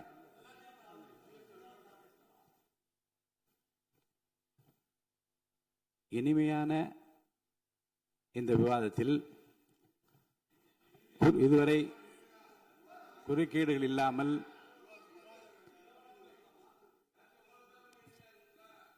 கொஞ்சம் அமைதியா இருங்க. மாண்புமிகு முதல்வர் அவர்கள் பேசி முடித்தவுடன் பாயிண்ட் ஆஃப் ஆர்டர் கேட்டிருக்கேன், நான் அனுமதிக்கிறேன். எதிர்க்கட்சி தலைவருக்கு மட்டும் நான் அனுமதி தருகிறேன். அவர் எழுந்து பேசலாம். முதலமைச்சர் நீங்க கண்டினியூ பண்ணி முடிக்கலாம். நீங்க எல்லாரும் எழுந்துச்சீங்கன்னா சரி வராது. உட்காருங்க, நான் சொல்லியிருக்கேன். உட்காருங்க, உட்காருங்க, உட்காருங்க.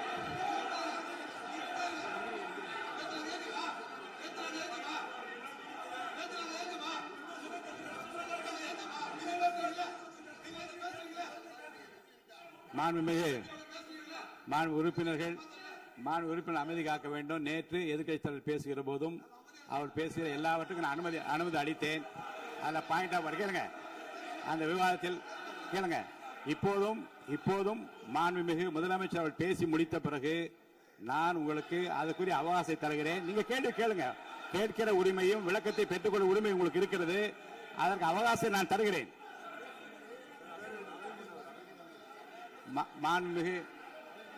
மாண்புமிகு உறுப்பினர் அமருங்க. நான் என் தீர்ப்பை சொல்லுகிறேன். மாண்புமிகு முதலமைச்சர் அவர்கள் பேசி முடித்தவுடன் எதிர்க்கட்சி தலைவருக்கு அந்த வாய்ப்பை நான் தருகிறேன். நிச்சயமா அந்த கேள்வி கேட்கலாம். உட்காருங்க எல்லாரும். முன்னவர் பேசுங்க. மாண்பு பேரவைத் தலைவர் அவர்களே, இன்று இவர்கள் முயற்சி செய்வது அவர் ஆளுங்கட்சியாக இருக்கின்ற போது இருங்க, நான் சொல்லிடுறேன் ப்ளீஸ். ஒரே நிமிஷம் நான் சொல்லிடுறேன் ப்ளீஸ்.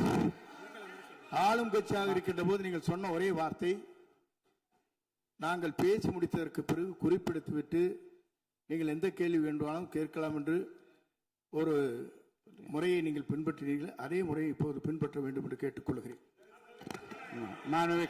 பள்ளிக்கல்வித்துறை அமைச்சர். மாண்புமிகு பேரவைத் தலைவர் அவர்களே, நேற்றைய தினம் கூட எதிர்க்கட்சி தலைவர் சொன்னதை முழுமையாக கேட்டு இறுதியில் ஒரு வாய்ப்பு தந்தீங்க. அதுவும் இல்லாம இந்த நேரத்தில் நேரலையில் நீங்களும் பாக்குறீங்க. அங்கிருந்து உரிமையில் விழித்து இந்த பக்கம் இருக்க உறுப்பினர்களை பார்த்து அப்படின்னு உரிமையில் விழிப்பதை உங்கள் மூலமாக கண்டிக்கிறேன். அந்த வார்த்தையை அவை குறிப்பிலிருந்து நீக்கணும். கண்ணியம் காத்து முதல்வர் முழுமையாக பேசுவதை காத்து கண்ணியம் காத்து இந்த சபைக்கு ஒரு மரபு இருக்கிறது. அதை மூத்த உறுப்பினர்கள் பின்பற்றபடி உங்கள் மூலமாக கேட்டுக்கொள்கிறேன். மாண்புமிகு முதலமைச்சர் அவர்கள் உரையை தொடரலாம். நான் தரேன். நான் உறுதியாக மாண்புமிகு முதலமைச்சர் அவர்கள் பேசி முடித்தவுடன் எதிர்க்கட்சி தலைவருக்கு அந்த வாய்ப்பு தரப்படும் என்பதை உறுதியாக சொல்லிவிட்டேன். இடையிலே குறுக்கீடு செய்யாமல் அந்த பேச்சு முழுமையாக பேசி முடிக்க நீங்கள் அனுமதி வழங்க வேண்டும் என்று கேட்டுக்கொள்கிறேன். அமைதியா உட்காருங்க. அவங்க பேசி முடிக்கட்டும், நீங்க கேளுங்க. நான் என்ன சொல்றேன், கேட்கிற உரிமையும் விளக்கத்தை கேட்டு பெற உரிமை உங்களுக்கு இருக்கிறது. ஆனா இடையிலே குறுக்கீடு செய்யாமல் அதை முடிக்கும்படி நான் கேட்டுக்கொள்கிறேன். மாண்புமிகு முதலமைச்சர் அவர்கள் தொடர்ந்து நீங்க பேசலாம்.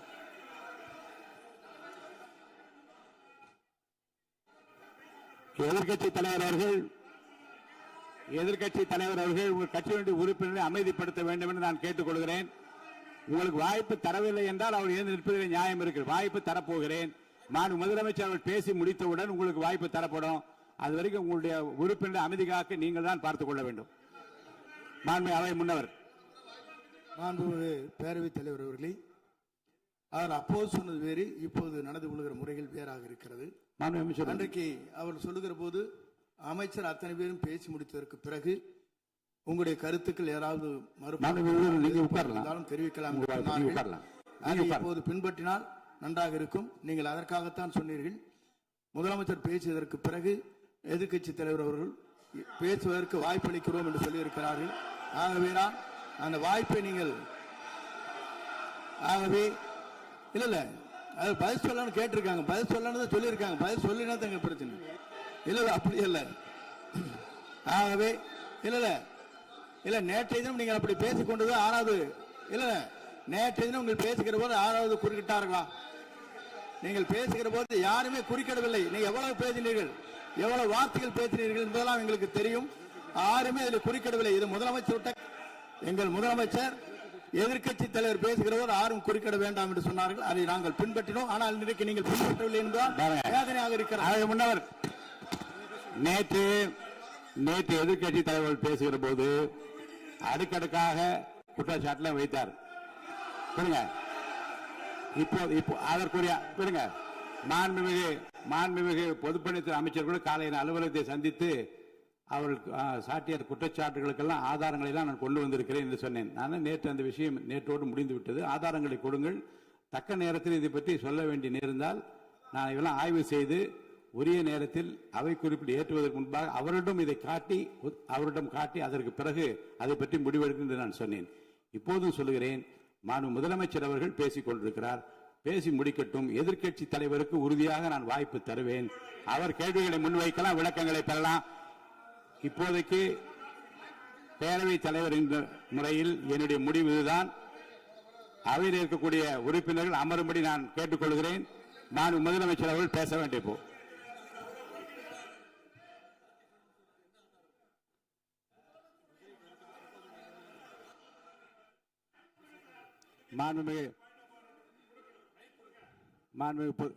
இருங்க.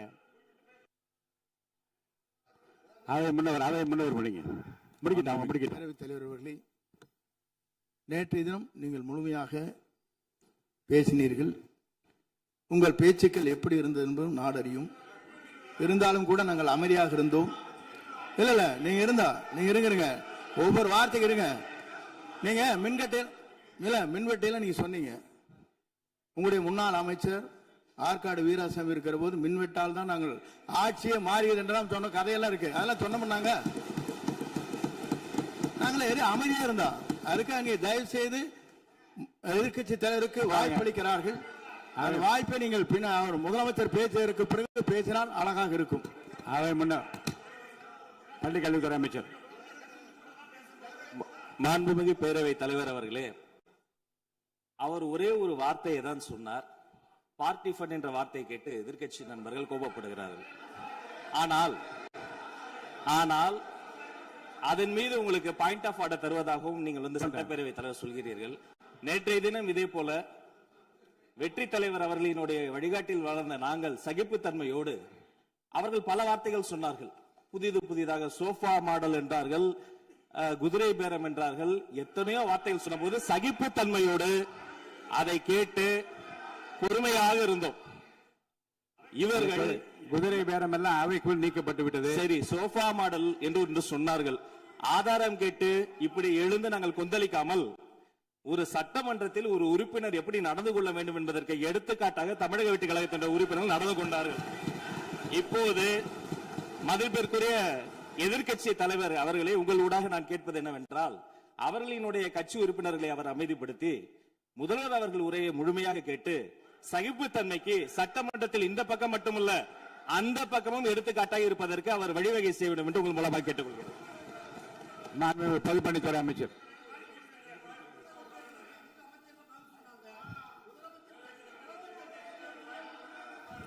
மாண்புமிகு பேரவைத் தலைவர் அவர்களே, திராவிட முன்னேற்ற கழகம் முதல் நாளில் இந்த சபையுடைய மரபையும் பாரம்பரியத்தை பற்றியும் நமக்கு வகுப்படுத்தார்கள். அந்த மரபுப்படி எங்களுடைய தலைவருடைய வழியில் இந்த சட்டசபையுடைய நிகழ்வுகளில் நாங்கள் கலந்து கொண்டிருக்கிறோம். நேற்று எதிர்க்கட்சி தலைவர் பேசும்பொழுது எவ்வளவோ வார்த்தைகள் உண்மைக்கு புறம்பாக சட்டத்திற்கு எதிராக ஒரே நிமிஷம் பேசுறேன். சட்டத்திற்காக பேசும் பொழுது நாங்கள் அமைதியாக இருந்தோம். ஒரு 2-3 முறை தான் அவரு பேசும்போது மினிஸ்டர்கள் நின்னாங்க. ஆனா இன்னைக்கு மாண்புமிகு முதலமைச்சருடைய முதல் உரை கடந்த 4 நாட்களாக திராவிட முன்னேற்ற கழகம் முதலமைச்சர் ஏன் பேசலன்னு சொல்லிட்டே இருந்தாங்க. இன்னைக்கு பேச ஆரம்பிச்ச உடனே அவர் சொன்ன வார்த்தை பார்ட்டி ஃபண்ட் சொன்னார். எந்த பார்ட்டின்னு சொல்ல. ஆனா அந்த வார்த்தைகள் சொல்லி முடிஞ்ச உடனே எதற்காக முதலமைச்சருடைய பேச்சை இவங்க குறுக்கிறாங்கன்னு தெரியல. நீங்கள் சொன்னது மாதிரி முதலமைச்சர் பேச வேண்டும். பேசிய பின்பு கருத்துகளுக்கு பதிலளிக்க அவர்கள் பதிலளிக்கும், நாங்களும் பதிலளிக்க தயாராக இருக்கிறது பதிவு பண்றோம். மாண்புமிகு முதலமைச்சர் அவர்கள்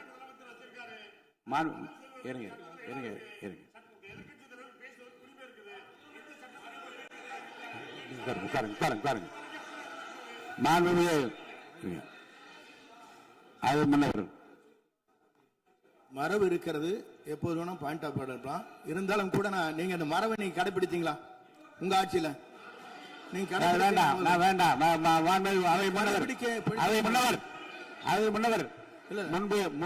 முன்பு எப்படி நடந்தால் என்பதை பற்றியோ முன்பு நடந்த நிகழ்வுகள் பற்றியோ நீங்கள் சொல்லி மீண்டும் இந்த அவையினுடைய மாண்பை குறைக்க வேண்டாம் என்று நான் கேட்டுக்கொள்ள வேண்டாம். இப்போது உள்ள பிரச்சனை மாண்பு முதலமைச்சர் அவர்கள் தன்னுடைய பேச்சை உறுதி செய்து முடிக்க வேண்டும். அவர் முடித்த பிறகு எதிர்க்கட்சி தலைவருக்கு நான் நிச்சயமாக வாய்ப்பு தருவேன். அவர் கேள்வி கணைகளை தொடுக்கலாம், சந்தேகங்களை கேட்கலாம், விளக்கம் தருவதற்கு மாண்பு முதலமைச்சர் அவர்கள் தயாராக இருக்கின்றார். அமைதியாக அமரும்படி நான் கேட்டுக்கொள்கிறேன். இப்ப நான் அனுமதிக்க முடியாது. மாண்பு முதலமைச்சர் உரையை தொடரலாம்.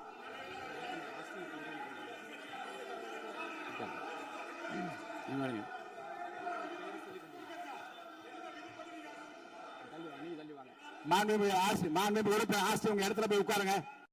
மாண்புமிகு உறுப்பினர் ஆஸ்டின், நீங்க ஒரு மூத்த உறுப்பினர், சபை விதிகளை நன்கு தெரிந்த ஒரு உறுப்பினர், நீங்க போய் இடத்துல உட்காருங்க. முதல்ல மாண்புமிகு முதலமைச்சர் அவர்கள் உரையை தொடரலாம். இப்போது எந்த விதமான பாயிண்ட் ஆஃப் ஆர்டர்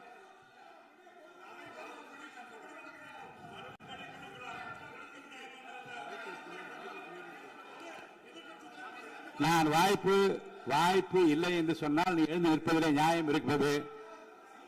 உட்காருங்க. வாய்ப்பு உறுதியாக எதிர்க்கட்சி தலைவருக்கு பாயிண்ட் ஆஃப் ஆர்டர் மட்டுமல்ல, உட்கார்ந்து அவர் பேசிய பேச்சுக்கள் என்னென்ன இருங்க, என்ன உங்களுக்கு சந்தேகம் இருக்கிறதோ, வினாக்கள் இருக்கிறதோ அதை நீங்க கேட்கலாம். அவர் பதில் சொல்வதற்கு தயாராக இருக்கிறார். பேசி முடிக்கின்ற வரை அமைதி காக்கும்படி உங்களை நான் கேட்டுக்கொள்கிறேன். மாண்புமிகு எதிர்க்கட்சி தலைவர் முழு ஒத்துழைப்பை நீங்கள் தர வேண்டும் என்று நான் எதிர்பார்க்கிறேன்.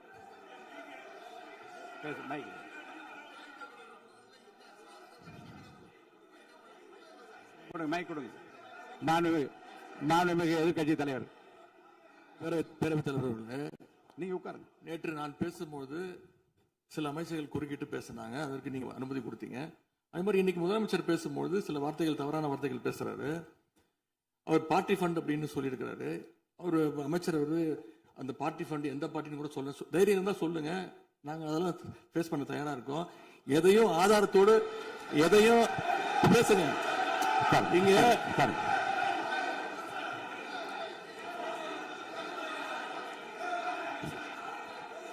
அது மாதிரி பேரவைத் தலைவர் அவர்களே, நேற்று நான் பேசி முடிஞ்சோடனே நீங்க அவை முடிஞ்சிருச்சுன்னு சொல்லிட்டீங்க. நாங்கெல்லாம் வீட்டுக்கு போயிட்டோம். வீட்டுக்கு போய் டிவி போட்டு பார்த்தா அங்க இன்னொரு அமைச்சர் இன்னும் பதில் சொல்லிட்டே இருந்திருக்கிறாரு. அதற்கெல்லாம் நாங்க இப்ப என்ன பதில் இது, என்ன மரபு இது? நீங்க இப்ப பேசிக்கிட்டே இருப்பீங்களா? நாங்க பார்த்துக்கிட்டே இருக்கணுமா? அதே மாதிரி இன்னைக்கு முதலமைச்சர் அவர்கள் பேசும்போது நாங்களும் அமைதியாக கேட்டுட்டு தான் இருந்தோம். ஆனா சில கருத்துக்கள் அவர் பேசும்போது அதை நாங்கள் அனுமதிக்க முடியாது. ஆதாரத்தோடு ஏதாவது பேசணும்னா, குற்றச்சாட்டுகள் சொல்லும்போது ஆதாரத்தோடு சொன்னீங்கன்னா அதை நாங்க வந்து ப்ரூவ் பண்றதுக்கு தயாராக இருக்கு. மாண்புமிகு உறுப்பினர் அவர்கள் இருங்க. நேற்று மாண்புமிகு எதிர்க்கட்சித் தலைவர்கள் பேசியதும் மாண்புமிகு பொதுப்பணித் தலைவர்கள் பேசியதும் ஆதாரம் இல்லாமல் பேசக்கூடாது என்று நான் சொன்னேன். ஆய்வு செய்து நீக்கப்பட வேண்டியது நீக்கும் என்று சொன்னேன். இப்போது மாண்புமிகு முதல்வர் அவர்கள் பேசி முடிக்கட்டும். நீங்கள் கூறிய கருத்துப்படி அதில் ஆதாரங்கள் இல்லாத குறிப்பாக இருந்தால் அது நீக்குவதற்குரிய உரிமை எனக்கு இருக்கிறது. ஆய்வு செய்து நான் நடவடிக்கை எடுப்பேன். இப்போது மாண்புமிகு முதலமைச்சர் அவர்கள் பேசலாம்.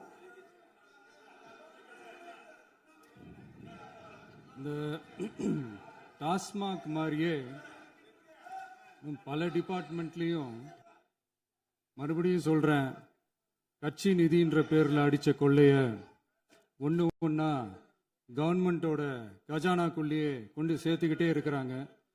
இப்பவும் சொல்றேன், மக்கள் பணத்துல இருந்து ஒரு பைசா கூட தொடமாட்டோம், தொடவும் விடமாட்டோம், தொட்டா விடமாட்டோம், இதுக்கு முன்னாடி தொட்டவங்களையும் விடமாட்டோம்.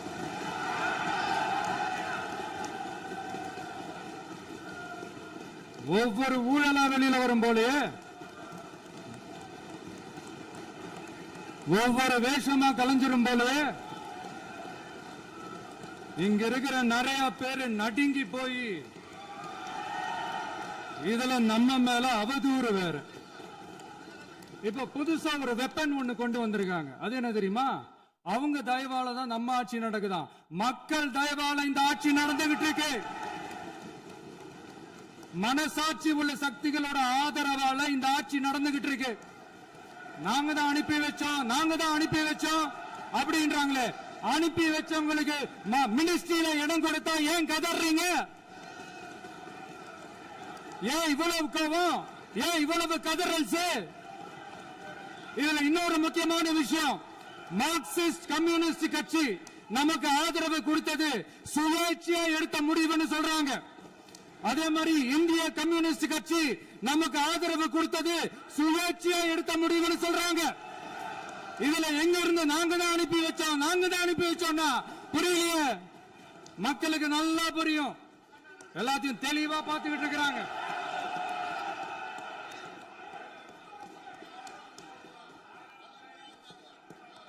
முதலமைச்சர் கண்டினியூ பண்ணலாம். முதலமைச்சர் முதலமைச்சர்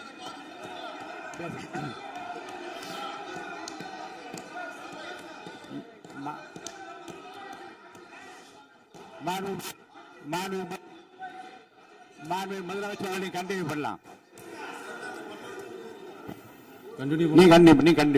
நீ கண்டினியூ பண்ணலாம்.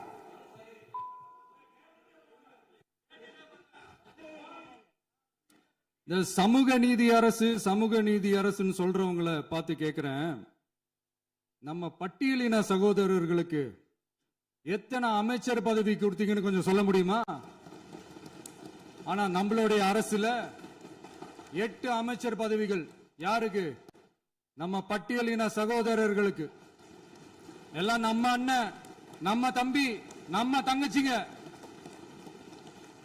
அண்ணல் அம்பேத்கர் அவர்களுடைய கிட்டத்தட்ட 100 ஆண்டு கால கனவு இப்ப நிறைவேறி இருக்கு. நான் ஏன் கொஞ்சம் சவுண்டா பேசுறேன் அப்படின்னா அவங்களுக்கு கேட்கணுன்றதுக்காக தப்பா எடுத்துக்காது. அதே மாதிரி பெண்களோட பாதுகாவலர் நாங்க தான் அப்படின்னு சொல்லிக்கிறவங்களை கேட்கிறேன், எத்தனை பெண்களுக்கு அமைச்சர் பதவியில இடம் கொடுத்தீங்க கொஞ்சம் சொல்ல முடியுமா? எங்க அரசுல 4 சகோதரிகளுக்கு அமைச்சர் பதவி கொடுத்திருக்கிறோம்.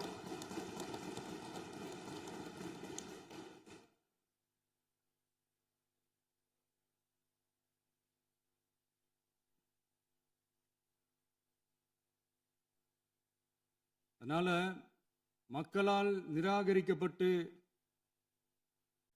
மக்களால் அகற்றப்பட்டவங்களுக்கு ஒண்ணு சொல்லிக்கிறோம், தப்பே செய்ய மாட்டோம், ஊழலே செய்ய மாட்டோம், நேர்மையா தான் இருப்போம், நியாயமா தான் இருப்போம் அப்படின்னு சொல்றவங்களால மட்டும்தான் கூட்டணி ஆட்சி அமைக்க முன்வரும். ஆட்சியிலையும் பங்கு, அதிகாரத்திலையும் பங்கு கொடுக்க முன்வரும். ஊழல்லையே ஊறி போனவங்களால இந்த கூட்டணி ஆட்சியோ ஆட்சியிலையும் பங்கோ அதிகாரத்திலையும் பங்கோ கொடுக்க முன்வராது. மெஜாரிட்டி இருந்தாலும் தரமாட்டாங்க, மெஜாரிட்டி இல்லைனாலும் தரமாட்டாங்க. கேட்டா ரெடிமேடா ஒரு பதில் ஒண்ணு வச்சிருப்பாங்க, கூட்டணி ஆட்சியை மக்கள் விரும்ப மாட்டாங்கன்னு. அதே மக்கள் தான் இப்ப அவங்கள பார்த்து சிரிக்கிறாங்க. நான் பதவியேற்ற அன்னைக்கு கொஞ்சம் டைம் அவகாசம் கேட்டேன். எதுக்கு கேட்டேன்? நிதி நிலைமைலாம் கொஞ்சம் மோசமா இருக்குது, அதெல்லாம் கொஞ்சம் சரி செஞ்சுக்கிட்டு படிப்படியா கொஞ்சம் கொஞ்சமா நான் கொடுத்த வாக்குறுதிகள்லாம் செயல்படுத்துவேன், அதுக்காக கொஞ்சம் டைம் அவகாசம் கேட்டேன். நான் ஏதோ வேற எதுக்காகவோ வேற யாருக்காகவோ ஏதோ அவகாசம் கேட்ட மாதிரி. அடுத்து இங்க சபையில இல்லாதவங்களை பத்தி பேச வேண்டாம்னு நினைக்கிறேன்.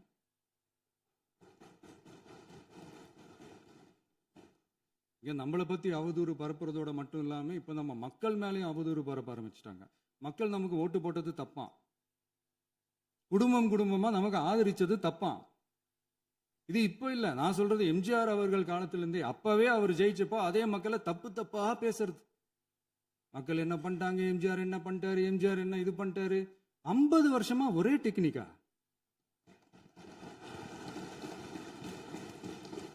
டெக்னாலஜி எல்லாம் மாறி வேற எங்கேயோ போயிட்டு இருக்கு பஸ்.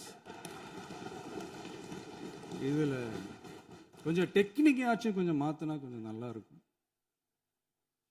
அதனால மக்களுக்கு யூஸ்ஃபுல்லா இருக்கிற மாதிரி இந்த ஆக்கப்பூர்வமான கருத்துக்களோ ஆக்கப்பூர்வமான யோசனைகளோ இருந்தா சொல்லுங்க, அதை நாங்க டெஃபரெண்டா எடுத்துக்கிறோம். ஆனா அதை விட்டுட்டு இந்த நக்கல் நையாண்டி சம்பந்தம் இல்லாத பேச்சு இதெல்லாம் பேசிட்டு அப்புறம் முதல்வர் பதில் சொல்லல, முதல்வருக்கு பதில் சொல்ல தெரியல அப்படின்னா அப்புறம் என்ன சோஃபா மாடல் ஆட்சியா?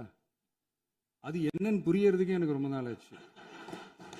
இந்த sofa set, table chair, teapoy, furniture பிசினஸ்லாம் வேற எங்கேயா வெளியில போய் பண்ண சொல்லுங்க. அப்படி அந்த பிசினஸ் தான் பண்ணணும்னா நிறைய பிசினஸ் பண்ற மாதிரி வெளியில போய் பண்ண சொல்லுங்க, இங்க சட்டசபைக்குள்ள வேணாம். அதனால ஆக்கப்பூர்வமான கருத்துக்கள் இருந்தா சொல்லுங்க, டெஃபினட்டா அது சரியா இருந்தா நாங்க ஏத்துக்கிறோம். எனக்கு ஒரு குட்டி கதை ஒன்று ஞாபகம் வருது, சொல்லாமா? ஒரு ஊர்ல ஒரு பெரியவர் வெயில் ரொம்ப ஜாஸ்தியா இருக்குன்னு சொல்லிட்டு கண்ணுக்கு மேல கை வச்சுக்கிட்டு இப்படி சுத்தி முத்தி தேடிக்கிட்டு இருந்தாராம். அப்ப கூட இருந்த ஒரு சின்ன பையன் என்ன தேடுறீங்க அப்படின்னு கேட்டானா. அதுக்கு அந்த பெரியவர் சொன்னாரா, அது ஒண்ணு இல்ல தம்பி, உங்க அப்பா இங்கதான் இருப்பாருன்னு சொன்னாங்க, அதான் தேடிக்கிட்டு இருக்கேன். எங்க உங்க அப்பாவையா காணோம்?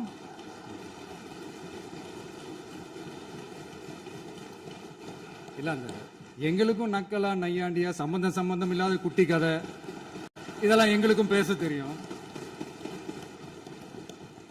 அந்த கதையில பெரியவர் அப்படி சொன்னாராம், தப்பா எடுத்துக்காதீங்க. அந்த கதையில பெரியவர் அப்படி கேட்டாராம். அதனால யாரும் இங்க டென்ஷன் ஆக வேணாம். அதனால இன்னொரு இந்த என்னுடைய உரையை முடிக்கிறதுக்கு முன்னாடி போயிட்டாங்க, பேசலாமா? நிறைய உங்க கருத்துக்களை நீங்க முழுமையாக மன நிறைவோடு பேசலாம். டிவியில பார்ப்போம். சரி, அதான் 5 நிமிஷம் பேசுனதுக்கே கொளத்தூரி இந்த ஆட்டம் ஆயிடுச்சு.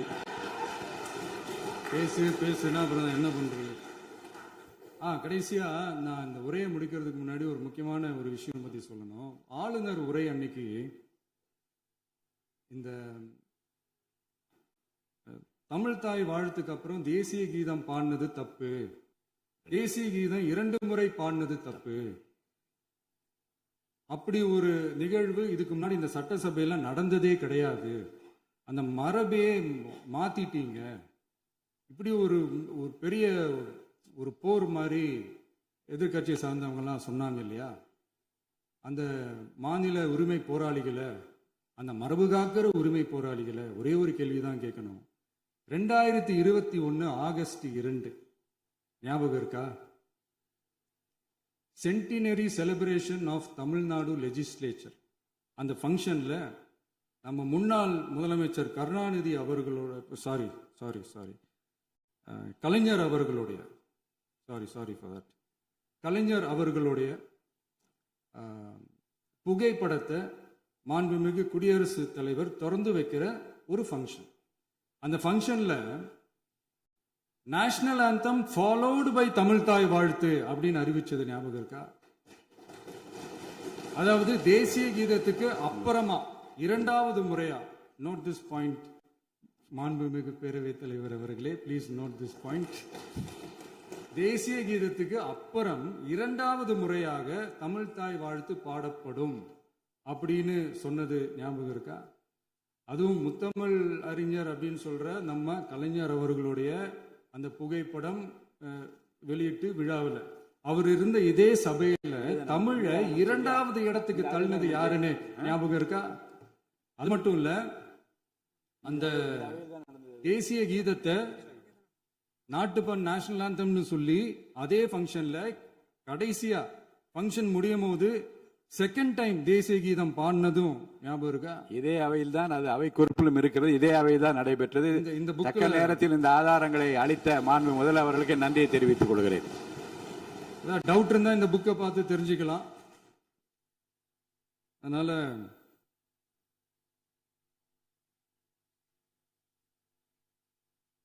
இதெல்லாம் கேட்டா என்ன சொல்லுவாங்கன்னா, அது ஜனாதிபதி கலந்துகிட்ட ஃபங்க்ஷன், அதெல்லாம் அப்படிதான், அதெல்லாம் கண்டுக்க கூடாது அப்படின்னு சொல்லுவாங்க.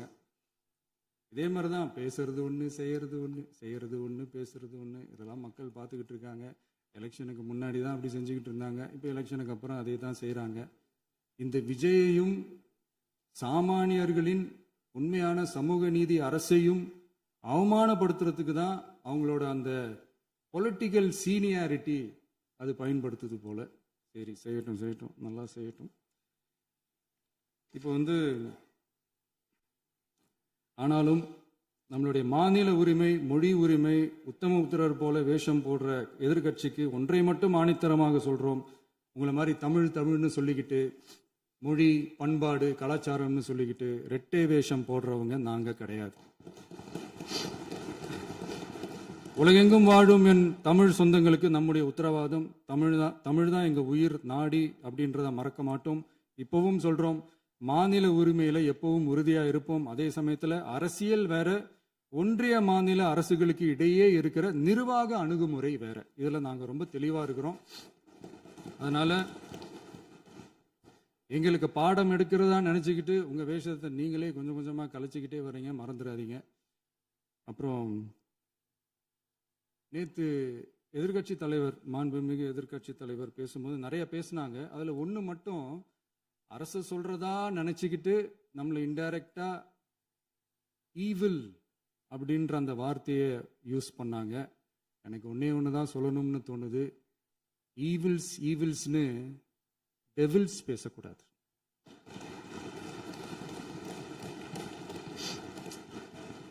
அவங்க இருந்திருந்தா ஒரு ஆக்ஷன் பண்ணணும்னு எனக்கு தோணுச்சு. எல்லாரும் போயிட்டாங்க. பர்மிஷன் பண்ணலாமா? இப்பவும் பண்ணலாம், ஒன்றும் தப்பு இல்லை.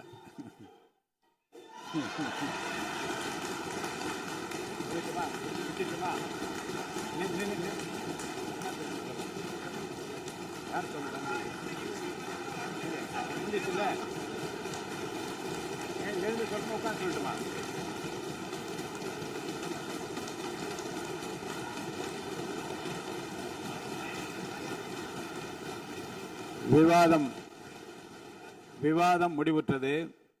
மாண்புமிகு உறுப்பினர்கள் முன்மொழிந்த திருத்தங்கள் வலியுறுத்தப்படுகின்றனவா என்று அறிய விரும்புகிறேன். மாண்புமிகு உறுப்பினர்கள் முன்மொழிந்த திருத்தங்கள் அனைத்தும் பேரவையின் அனுமதியில் திரும்ப பெறப்படுகின்றன. 2026 ஆண்டு ஜூன் திங்கள் 18ஆம் நாளன்று சட்டமன்ற பேரவைக்கு மாண்புமிகு ஆளுநர் அவர்கள் ஓந்தளித்த பெருரைக்கு தமிழ்நாடு சட்டமன்ற பேரவை உறுப்பினர்கள் பெரிதும் நன்றி உடையவர்களாவர் என்று மாண்புமிகு பேரவை துணைத் தலைவர் திரு மு ரவிசங்கர் அவர்களால் 19/6/2026 நாளன்று முன்மொழியப்பட்ட தீர்மானம் பேரவையின் முடிவுக்கு விடப்படுகிறது. ஏற்போர் ஆம் என்க, மறுப்போர் இல்லை என்க. ஏற்போரே அதிகம் என்று கருதுகிறேன். ஏற்போரே அதிகம். தீர்மானம் நிறைவேறியது. அரசினர் தீர்மானம். பேரவை மீண்டும் கூடும் நாள் குறிப்பிடப்படாமல் ஒத்திவைக்கப்பெறும் தீர்மானம். மாண்புமிகு பேரவை முன்னவர் அவர்கள். மாண்புமிகு பேரவைத் தலைவர் அவர்களே, பேரவை விதி 25 1 கீழ் 1 படி பேரவை மீண்டும் கூடும் நாள் பெறாமல் ஒத்திவைப்பு பெறலாம் எனும் தீர்மானத்தை மொழிகிறேன். மாண்புமிகு பேரவை முன்னவர் அவர்களின் தீர்மானம் பேரவையின் முடிவுக்கு விடப்படுகிறது. ஏற்போர் ஆம் என்க, மறுப்போர் இல்லை என்க. மறுப்போரே இல்லை என்று கருதுகிறேன். மறுப்போரே இல்லை. தீர்மானம் ஒருமனதாக நிறைவேறியது. பேரவை மீண்டும் கூடும் நாள் குறிப்பிடப்பெறாமல் ஒத்திவைக்கப்படுகிறது. வணக்கம்.